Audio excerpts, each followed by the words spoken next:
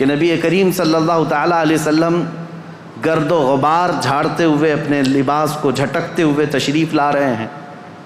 تو حضرت ام سلمہ نے حضور کو خواب میں دیکھ کر پوچھا، یا رسول اللہ صلی اللہ تعالیٰ علیہ وسلم، کون سے لمبے سفر سے آپ تشریف لا رہے ہیں کہ گرد و غبار آپ جھاڑتے ہوئے تشریف لا رہے ہیں؟ میرے آقا صلی اللہ تعالیٰ علیہ وسلم نے فرمایا، ام سلمہ، میری امت کے اشقیاء نے میرے بیٹے کو اور میرے خاندان کو کاٹ دیا، قتل کر دیا کربلا کے میدان میں۔ ان کی سب کی لاشیں میں جمع کرتا کرتا سب کو دیکھتا ہوا وہاں سے آ رہا ہوں، کربلا کے میدان سے تھکا ہوا۔ حضرت ام سلمہ کہتی ہیں کہ میں گھبرا گئی، یہ خواب دیکھی تھی رات کو۔ صبح وہ جلدی اٹھتی ہیں، یہ عاشورہ کا دن تھا۔ وہ فرماتی ہیں کہ میں جلدی سے جا کر اس شیشی کو یاد کرتی ہوں جو میرے آقا صلی اللہ علیہ وسلم نے مجھے زندگی میں دیا تھا، وہ ویسی سنبھالی رکھی ہوئی تھی۔ جا کر دیکھا تو اس شیشی کے اندر مٹی نہیں، پورا خون جمع تھا۔ حضرت ام سلمہ کہتی ہیں میں نے مدینے والوں کو اسی دن اطلاع دے دی کہ اے اہل مدینہ، رسول اللہ کا بیٹا شہید ہو گیا۔ اس وقت کوئی ٹیلی گرام نہیں تھا اور نہ ہی کوئی ایسی تیز خبریں لانے والا انٹرنیٹ یا موبائل یا فون کا سسٹم تھا، مواصلات تو نہیں تھے۔ خبریں جو آتی تھی کوئی قاصد خبر لے کر کے آتا تب پتہ چلتا، وہ بھی خبریں کبھی 8 دن کے بعد 10 دن کے بعد پہنچتی تھی۔ لیکن مدینے والوں کو اسی دن خبر پہنچ گئی تھی کہ امام حسین کا قتل ہو گیا۔ یہ حضرت ام سلمہ نے خبر دی تھی۔ مدینے والوں نے آ کر کے پوچھا کہ یہ حالات ایسے ہو گئے۔ اس کے بعد پھر اس دن سے لے کر ہر دن مدینے والے انتظار میں رہتے کہ رسول اللہ کا یہ خاندان اہل بیت کب یہ واپس مدینے آئیں گے۔ تو ملک شام سے وہ لوگ واپس جب مدینے آ رہے تھے تو پورا مدینہ باہر نکل گیا تھا، پورا مدینہ باہر نکل گیا تھا۔ اور وہاں پر جو بچی ہوئی عورتیں تھیں، سیدہ زینب اور امام حسین شہید کربلا کی 2 بیویاں جو بیوہ ہو گئیں، اور امام زین العابدین اور امام حسن کے 2 بیٹے، چھوٹا سا ایک قافلہ واپس مدینے آ رہا تھا۔ تو مدینے والے کہتے ہیں جیسے ہی وہ قافلہ مدینے کے اندر آیا تو لوگوں کی ایسی چیخیں بلند ہو گئیں، لوگ دیکھتے رہ گئے، کیونکہ رسول اللہ کے گھر کے کچھ افراد مدینے میں ابھی بھی موجود تھے۔ حضرت بی بی صغرا اور امام حسین کی اور ایک بیوی یہاں پر موجود تھی۔ سب انتظار کرتے رہ گئے، اور جیسے ہی یہ لٹا ہوا قافلہ آیا تو مدینے والے کہتے ہیں ایک وہ دن تھا جب رسول پاک صلی اللہ تعالیٰ علیہ وسلم کی وفات ہوئی، اس دن مدینہ سب سے زیادہ رویا تھا، اور دوسرا یہ دن تھا جب امام حسین کا قافلہ، لٹا ہوا قافلہ مدینے میں داخل ہوا تھا تو مدینہ سب سے زیادہ رویا تھا۔ امام زین العابدین بیمار سجاد جیسے ہی مدینے میں داخل ہوئے سیدھے روضہ رسول پر حاضر ہوئے، اپنے اس قافلے کو لے کر روضہ رسول پر حاضر ہوئے۔ لوگ دھاڑے مار مار کر روتے تھے۔ امام زین العابدین کربلا کی پوری داستان رسول اللہ کو سنا رہے تھے کھڑے ہو کر، کہہ رہے تھے یا اللہ کے رسول، نبی محترم، نبی محتشم، آپ کے اس لاڈلے نواسے کو جو آپ کے کندھوں پر بیٹھ کر سواری کرتا تھا، آپ کا وہ لاڈلا نواسا جو آپ سجدے میں جائیں تو پیٹھ پر سوار ہو جاتا تھا، اس لاڈلے نواسے کو اشقیاء کی جماعت نے بغیر پانی دیے، بغیر کھانا دیے ذبح کر دیا۔ اے اللہ کے رسول، ہم نے اپنی آنکھوں سے دیکھا ہے آپ کے اہل بیت اطہار میں سے 6 ماہ کے علی اصغر کو بھی انہوں نے تیروں سے چھلنی کر دیا، آپ کے گھر کے ہر جوان بچے کو گھوڑوں پر سے دوڑا کر کے ان کی لاشوں کی بے حرمتی کر دی۔ جب امام زین العابدین رو رو کر کے یہ بیان کرتے تو مدینہ، جتنے لوگ تھے مدینے کے وہاں موجود، سب چیخیں بلند ہو گئی۔ کئی لوگ تو وہاں غش کھا کر گر گئے تھے اس غم کی داستان پر۔ اس کے بعد امام زین العابدین جب تک زندہ رہے کبھی ان کو کسی نے ہنستے ہوئے نہیں دیکھا، کبھی مسکراتے ہوئے نہیں دیکھا۔ بعض روایتیں بتاتی ہیں کہ امام زین العابدین رضی اللہ تعالیٰ عنہ کو لوگ ہنسانے کی کوشش کرتے ہیں، کہتے کہ وہ حالات ہو گئے ختم، اب تو آپ معمول کے حالات پر آ جائیں. آپ یہی فرماتے کہ جس کے سامنے اس کے گھر کے سارے افراد کو 3 دن کی پیاس اور بھوک کے بعد ٹکڑے ٹکڑے کر دیے گئے ہوں، اور تم اس شخص سے ہنسنے کی امید رکھتے ہو، اس سے مسکرانے کی امید رکھتے ہو. امام زین العابدین کو کبھی کسی نے مسکراتے نہیں دیکھا. کبھی وہ کسی قصاب کی دکان کے پاس سے گزرتے تو روتے کھڑے ہو جاتے ہیں. قصاب دکانوں پر جیسی امام زین العابدین آتے گوشت پر چادر اڑا دیتے تھے، اور لوگ یہ کہتے کہ وہ کچا گوشت دیکھتے ہیں تو رو پڑتے ہیں کہ میرے گھر کے خاندان کے سارے افراد کا گوشت اسی طرح سے بکھرا ہوا تھا. وہ کسی ذبح کرتے ہوئے جانور کو دیکھتے تو رو پڑتے تھے، ان کی آنکھوں سے آنسو نکل آتے، اور یہی کہتے کہ لوگ تو جانوروں کو پانی پلا کر ذبح کرتے ہیں، میرے باپ کو لوگوں نے 3 دن کی پیاس کے بعد ذبح کیا تھا. تو ان کے غم کے برابر تو میں سمجھتا ہوں دنیا کا غم ہی نہیں ہے امام زین العابدین کا. لیکن میرے عزیزو، قرآن کی یہ آیت بالکل برحق ہے. میرا مولا فرماتا ہے وَمَا اللَّهُ بِغَافِلٍ عَمَّا يَعْمَلُ الظَّالِمُونَ، اللہ ظالموں کے کام سے غافل نہیں ہے، بے خبر نہیں ہے. ہر ظالم اپنے انجام کو پہنچے گا ضرور. حالات کروٹ لیتے ہیں. یزید کا دور حکومت ختم ہو گیا، اس کے بعد یزید کا بیٹا معاویہ تخت نشین ہوا. 6 مہینے صرف خلافت چلی، اس کے بعد یہ خاندان کی وراثت ہی ختم ہو گئی. معاویہ کے بعد، یعنی یزید کا بیٹا جو معاویہ تھا، اس کے بعد پھر اس خاندان میں خلافت ہی ختم ہو گئی. مروان کی حکومت چلی، مروان کے بیٹوں کی حکومت چلی. لیکن اس اثنا میں ایک شخص مختار ثقفی نام سے کوفہ کی سرزمین سے ابھرتا ہوا ایک نوجوان نکلا. وہ اہل بیت کا جانثار تھا، محب تھا، چاہنے والا تھا. وہ کوفہ کی ساری طاقت و قوت کو اس نے جمع کر لیا، اور اسی دن سے اس نے طے کیا کہ رسول اللہ کے خاندان کے ساتھ جو ہوا ہے میں اس کا بدلہ لے کر کے رہوں گا، میں کفارہ ادا کروں گا. تھا تو کوفہ کا رہنے والا، اور اس نے اپنی پوری مجتمع طاقت کو لے کر وہاں کی سارے لوگوں کو جمع کر لیا. اس کے بعد پھر ایک بعد دیگرے لوگوں کو ڈھونڈنا شروع کیا. اور جو تاریخ ہے میرے عزیزو، اس نے پیچھا کیا سب سے پہلے اس شمر کا جس نے امام حسین کی گردن الگ کی تھی. اور ایک لمبا واقعہ ہے، میں مختصراً یہ بتاتا ہوں.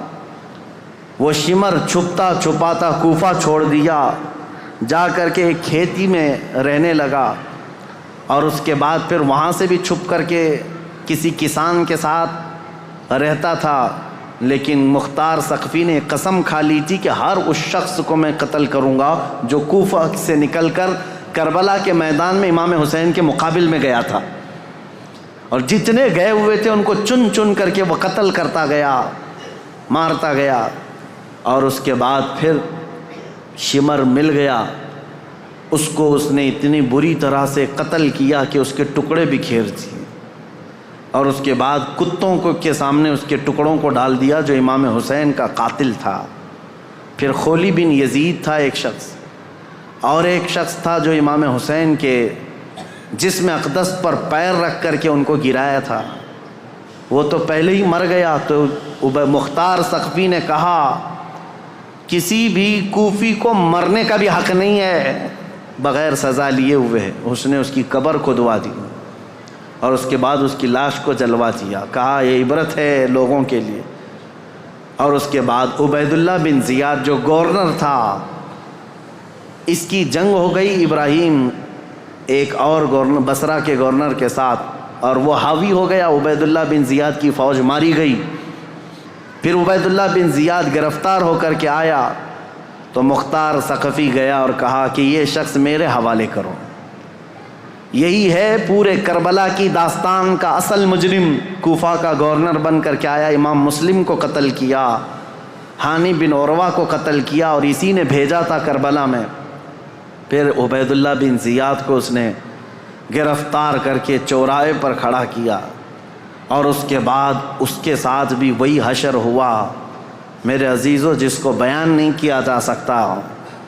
کہ وہ موت مانگتا تھا لیکن کوئی اس کو وہاں پر مکمل قتل کرنا بھی نہیں چاہتا تھا، اور مختار ثقفی اس کی انگلی کاٹتا اور اس کے بعد کہتا کہ درد کیسا لگتا ہے، کبھی اس کا کان کاٹتا اور کہتا درد کیسا لگتا ہے، تو نے رسول اللہ کے چھوٹے چھوٹے بچوں کو قتل کیا، آج تیری انگلی کٹنے پر تو گوارا نہیں کر پاتا، برداشت نہیں کر پاتا۔ اس حسین ابن علی نے کیسے گوارا کیا ہوگا جب 6 مہینے کے بچے کی گردن میں تم نے تیر ڈال دیا تھا۔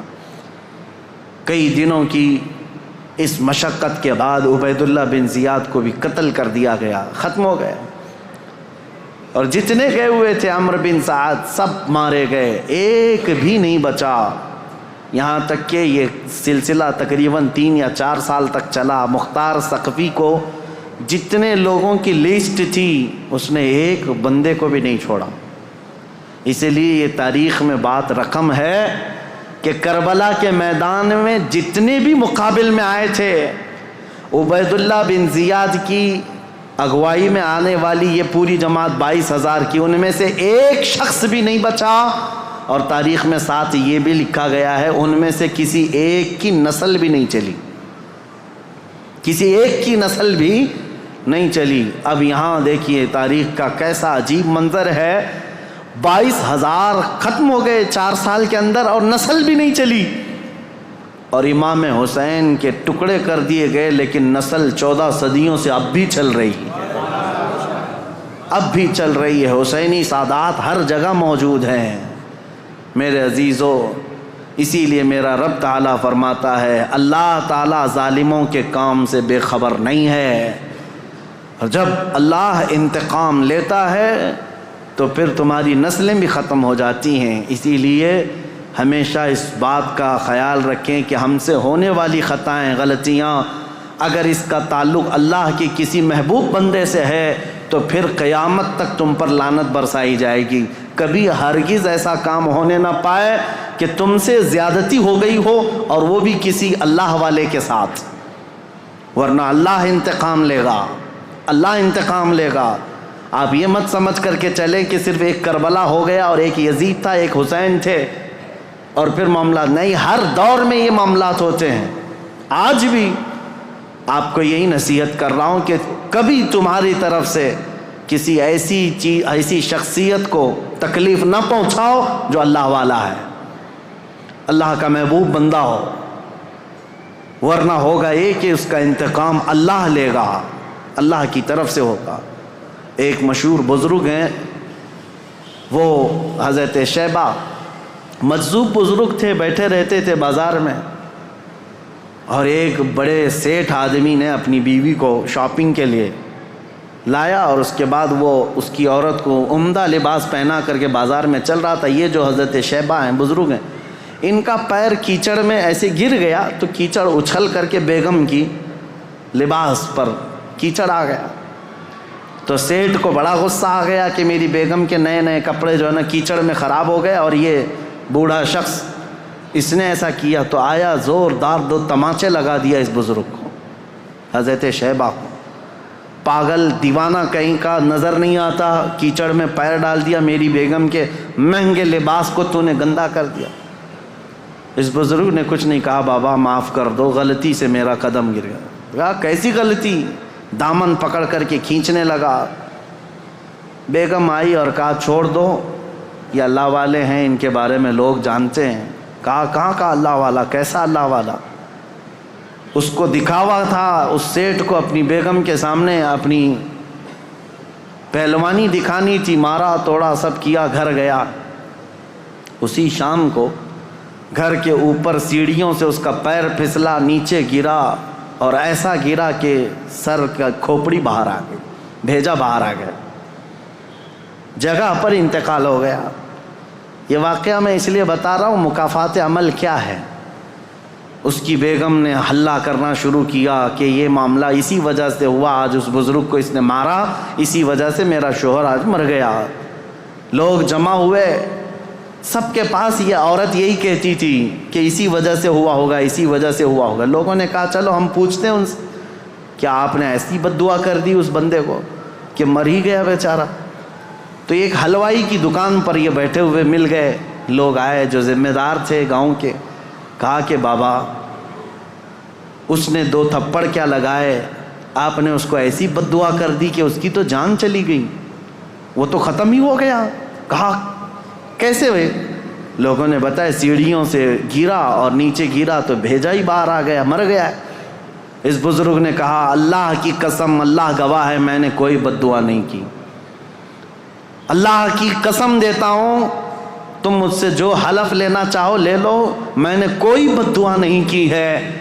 لوگوں نے کہا لیکن اس کی عورت تو یہی کہہ رہی ہے کہ آپ کو آج اس نے مارا تھا 2 تھپڑ اور آپ کی بد دعا سے وہ ہلاک ہو گیا، پھر ایسا کیسے ہو گیا ہے؟ اس بزرگ نے ہنستے ہوئے کہا کہ بیٹا بد دعا تو میں نے نہیں کی، میں تو معاف کر دیا، لیکن دستور ہے دوست کو پہنچی ہوئی تکلیف دوست برداشت نہیں کرتا، میں تو معاف کر دیا، میرا دوست جو اللہ ہے وہ گوارا نہیں کرتا، اس کے کسی ولی سے تم نے دشمنی کی تو خود فرماتا ہے میں اس کے ساتھ جنگ کا اعلان کرتا ہوں۔ اسی لیے ہمیشہ اس بات کا لحاظ رکھیں میرے عزیزو، ہمارے کسی عمل سے اللہ والوں کو تکلیف نہ ہو۔ دیکھو رسول اللہ کے اہل بیت یہ اللہ والے تھے، امام حسین، تکلیف پہنچی تو آج تک وہ یزیدی ذلیل ہیں اور لعنت کے پھٹکار ان پر برس رہے ہیں اور صبح قیامت تک ہوتے رہیں گے انشاءاللہ۔